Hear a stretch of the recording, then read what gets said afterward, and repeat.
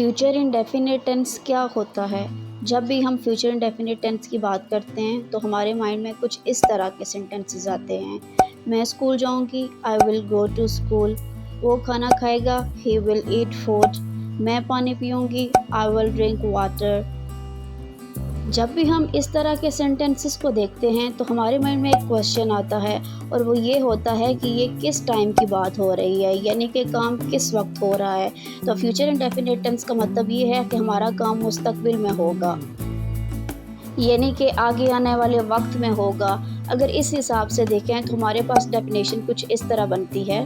Future indefinite tense is used to talk about an action which is going to happen in future और after some time. यानी कि future indefinite में हम उस time की बात कर रहे होते हैं या उस काम की बात कर रहे होते हैं जो कि आने वाले वक्त में होगा या कुछ अरसे बाद होगा। यानी कि अगर हम कहें मैं खाना खाऊंगा, मैं स्कूल जाऊंगा, मैं बाज़ार जाऊंगा, तो इस तरह के जितने भी टेंसेस होते हैं वो हमारे पास फ्यूचर इंडेफिनिट टेंस होते हैं। अब हम इनके रूल्स के बारे में पढ़ते हैं कि फ्यूचर इंडेफिनिट टेंस के रूल्स क्या हैं। जैसे कि आप जानते हैं कि हम हर टेंस में हेल्पिंग वर्ब को और फॉर्म ऑफ वर्ब को पढ़ते हैं कि किस टेंस में कौन सी फॉर्म ऑफ वर्ब आएगी और कौन सा हेल्पिंग वर्ब यूज़ होगा। तो फ्यूचर इंडेफिनिट टेंस में जो हेल्पिंग वर्ब हमारे पास आएगा वो होगा विल और शैल, यानी कि हमारे पास दो हेल्पिंग वर्ब होंगे। और जो हमारे पास फॉर्म ऑफ वर्ब आएगी जो हम फ्यूचर इंडेफिनिट टेंस में यूज़ करेंगे वो होगी फर्स्ट फॉर्म ऑफ वर्ब। ठीक है, जैसे आई विल ड्रिंक वाटर, तो ड्रिंक हमारे पास फर्स्ट फॉर्म ऑफ वर्ब है। आई विल ईट फूड, तो ईट हमारे पास फर्स्ट फॉर्म ऑफ वर्ब है। ठीक हो गया। अब मैं आपको इसके कुछ एग्जांपल्स बताती हूँ। एग्जांपल्स में मैं आपको बता दूँ कि हमारे पास सेंटेंसेस जो होते हैं वो तीन तरह के होते हैं, जिसको कहा जाता है अफर्मेटिव यानी कि पॉजिटिव। उसके बाद हमारे पास नेगेटिव सेंटेंसेस आते हैं और फिर हमारे पास इंटरोगेटिव सेंटेंसेस आते हैं। अभी हम अफर्मेटिव यानी कि पॉजिटिव सेंटेंसेस की बात कर रहे हैं। जैसे अगर इसकी आप उर्दू एग्जाम्पल देखें तो लिखा हुआ है मैं काम करूँगा और इसकी इंग्लिश ट्रांसलेशन है आई विल वर्क। ठीक है, हम लोगों ने विल लगाया हेल्पिंग वर्ब और फर्स्ट फॉर्म लगाई वर्क। तुम जाओगे, you will go, first form go. वो खाएगी, she will eat, first form. वो खेलेंगे, they will play, play first form. वो लिखेगा, ही विल राइट, वो लिखेगा, ही विल राइट। तो अभी आप देखें कि हर जगह विल हमारे पास हेल्पिंग वर्ब यूज़ हो रहा है। अच्छा, मैं आपको एक बात ये भी बताती चलूँ कि जो हमारे पास शेल हेल्पिंग वर्ब होता है वो हम सिर्फ आई के साथ और वी के साथ यानी कि WE के साथ लगाते हैं, जो कि बहुत फॉर्मल स्पीच या फॉर्मल राइटिंग में यूज़ होता है। इनफॉर्मल के लिए हम हमेशा विल का यूज़ करते हैं और विल ही ज़्यादा कॉमन है, विल को ही ज़्यादा यूज़ किया जाएगा। तो आप हर सब्जेक्ट के साथ आई, वी, ही, शी, इट, दे के साथ विल लगा सकते हैं। ठीक है, तो ये आपके पास पॉजिटिव सेंटेंसेस हो गए, बहुत सिंपल हैं, आप आसानी से कर सकते हैं। अफर्मेटिव यानी कि जो पॉजिटिव सेंटेंसेस होते हैं हमारे पास, उसके एक सबसे बड़ी निशानी ये है कि उसमें हर आंसर जो है वो येस में होता है, हाँ में होता है, यानी कि काम हो रहा होता है। जैसे मैंने कहा मैं काम करूँगा, अब देखें यहाँ ये नहीं लिखा हुआ कि मैं काम नहीं करूँगा। तुम जाओगे, तुम नहीं जाओगे। वो खाएगी, वो नहीं खाएगी। वो खेलेंगे, वो नहीं खेलेंगे। वो लिखेगा, वो नहीं लिखेगा।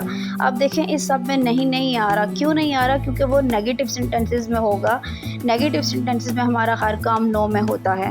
ठीक है, आप ज़रा हम नेगेटिव सेंटेंसेस की एग्जांपल देखते हैं। नेगेटिव और इंटरोगेटिव की एक साथ मैं आपको एग्जांपल्स बताने लगी हूँ। नेगेटिव सेंटेंसेस वो होते हैं जहां आपका हर आंसर नहीं में होता है और इंटरोगेटिव हमारे पास सवालिया क्वेश्चंस होते हैं। ठीक है, जिसमें आप सवाल करते हैं। जैसे नेगेटिव सेंटेंसेस हैं मैं काम नहीं करूँगा, आई विल नॉट वर्क। ठीक है, यानी कि विल के बाद आपने नॉट लगा देना है। हेल्पिंग वर्ब के बाद आप नॉट लगाएंगे तो आपका सेंटेंस बन जाएगा। तुम नहीं जाओगे, यू विल नॉट गो। अब आप यहाँ देखें आपके पास हेल्पिंग वर्ब विल आ रहा है और फॉर्म ऑफ वर्ब फर्स्ट आ रही है, यानी कि तीनों सेंटेंसेस के लिए अफर्मेटिव, नेगेटिव और इंटरोगेटिव के लिए आप first form of verb use करोगे। वो नहीं खाएगी, शी विल नॉट ईट। वो नहीं खेलेंगे, दे विल नॉट प्ले। वो नहीं लिखेगा, ही विल नॉट राइट। देखा, पॉजिटिव में आपने नॉट नहीं लिखना, आपने नेगेटिव में नॉट लिखना है, जिसमें आंसर किस में होगा? नहीं में होगा। ठीक हो गया। अब इसी तरह आप ज़रा इंटरोगेटिव सेंटेंसेस देखें। क्या मैं काम करूँगा, विल आई वर्क। अब देखें इंटरोगेटिव जो सेंटेंसेस होते हैं यानी कि जिसमें हम सवाल पूछते हैं, उन सेंटेंसेस में एंड में क्वेश्चन मार्क आता है। सही हो गया। और जो हमारा हेल्पिंग वर्ब है वो इंटरोगेटिव सेंटेंसेस में सबसे पहले आ जाता है। जैसे क्या मैं काम करूँगा, विल आई वर्क। क्या तुम जाओगे, विल यू गो। क्या वो खाएगी, विल शी ईट। अब यहाँ देखें हमारे पास हेल्पिंग वर्ब जो है विल जो यूज़ हो रहा है वो सबसे पहले आ रहा है। क्यों? क्योंकि क्वेश्चन में हम सबसे पहले हेल्पिंग वर्ब को लिखते होते हैं और फॉर्म ऑफ वर्ब हमारे पास अगेन फर्स्ट आ रही है। क्या वो खेलेंगे, विल दे प्ले। क्या वो लिखेगा, विल ही राइट। ठीक है, आपने सिर्फ इस सेंटेंस की मैं बात नहीं कर रही, ठीक है, मैं सिर्फ इस टेंस की बात नहीं कर रही। जितने भी हमारे 12 टेंसेज हैं उन सब टेंसेज में हेल्पिंग वर्ब जो है इंटरोगेटिव क्वेश्चंस में फर्स्ट पे आएगा। अब हम ज़रा अपने रूल्स की रिवीजन करते हैं कि हमने क्या क्या पढ़ा था।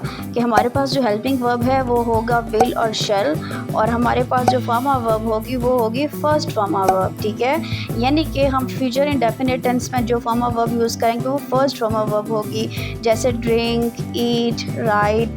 और इसी तरह हमारे पास जो हेल्पिंग वर्ब होगा वो होगा विल और शैल। विल हम सब सब्जेक्ट के साथ यूज़ कर सकते हैं, जबकि शैल हम सिर्फ आई और वी के साथ। Thank you for watching this video, and if you want to learn more about tenses, please subscribe this channel. Goodbye.